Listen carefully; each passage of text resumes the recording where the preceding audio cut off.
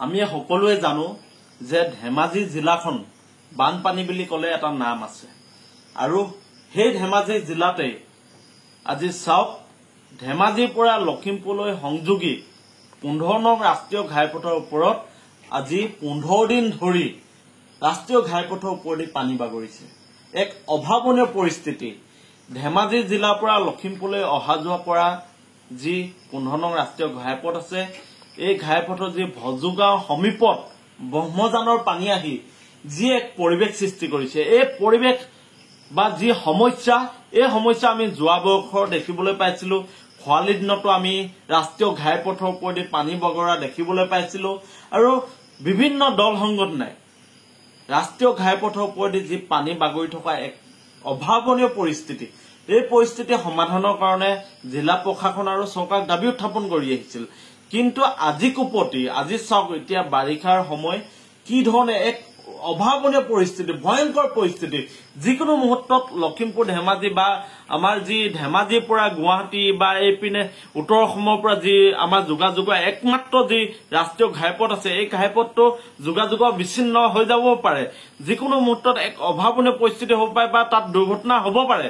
যি ধৰণে পানী বাগৰি আছে, তাত প্ৰশাসনৰ লোক যদিও হস্তম কৰা হৈছে, কিন্তু পানীৰ ওপৰেদি ৰাষ্ট্ৰীয় ঘাইপথৰ ওপৰেদি পানী বাগৰিছে আৰু পানীৰ ওপৰেদি এতিয়া যাতায়াতৰ ব্যৱস্থা কৰি থকা হৈছে। কোনো বিকল্প পথ নাই।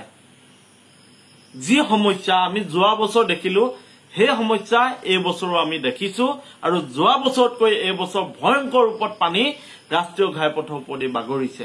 গতিকে আমি বিগত সময়সমূহত এই যি সমস্যা ৰাষ্ট্ৰীয় ঘাইপথৰ ওপৰেদি যি পানী বাগৰে, এই সমস্যাবোৰ সমাধানৰ কথাবোৰ কৈ আহিছিলো। কিন্তু চৰকাৰ আৰু জিলা প্ৰশাসনে কোনো গুৰুত্ব নিদিয়াৰ বাবে আমাৰ ৰাষ্ট্ৰীয় ঘাইপথৰ ওপৰেদি পানী বাগৰিছে। জিলা প্ৰশাসন নিৰ্বিকাৰ, চৰকাৰ নিৰ্বিকাৰ। আমাৰ সন্মানীয় মুখ্যমন্ত্ৰী ডক্টৰ হিমন্ত বিশ্ব শৰ্মা আৰু জলসম্পদ মন্ত্ৰী ফিজু হাজৰিকা ডাঙৰীয়াই এই ক্ষেত্ৰত নিমাত আৰু নিৰ্বিকাৰ।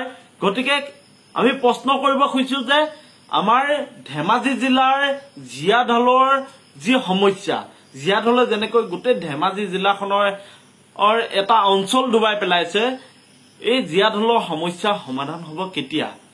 ফিজু হাজৰিকা ডাঙৰীয়া কেৱল মথাউৰিত আহি যদি ফটো উঠে, ফটো ছেছন কৰে আৰু মথাউৰি কাম ভাল হৈছে বুলি যদি কয়, তেতিয়াহ'লে মথাউৰি কাম ভাল হ'ব নেকি?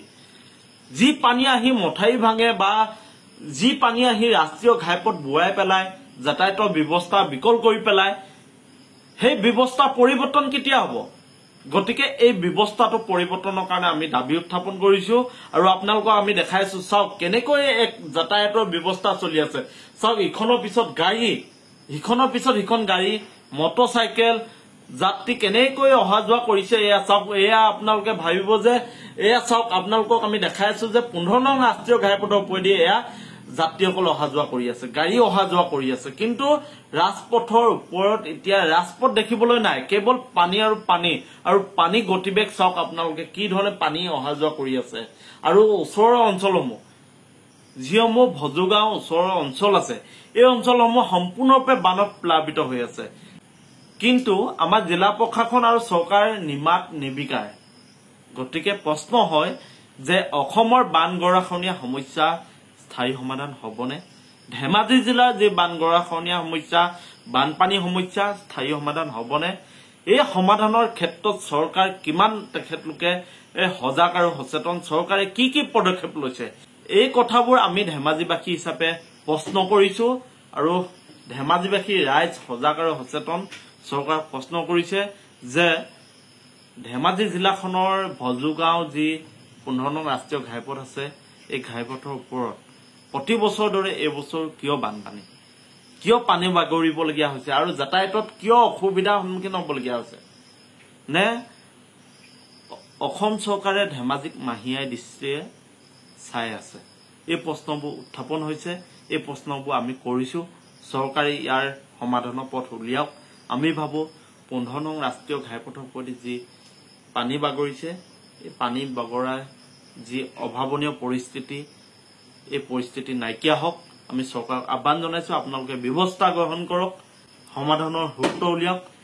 বানে গৰকা ধেমাজি জিলাখনৰ যি ৰাইজৰ দুৰ্দশা, এই দুৰ্দশা আপোনালোকে উপলব্ধি কৰক আৰু সমস্যা সমাধানৰ কাৰণে চৰকাৰখনে পদক্ষেপ গ্ৰহণ কৰক।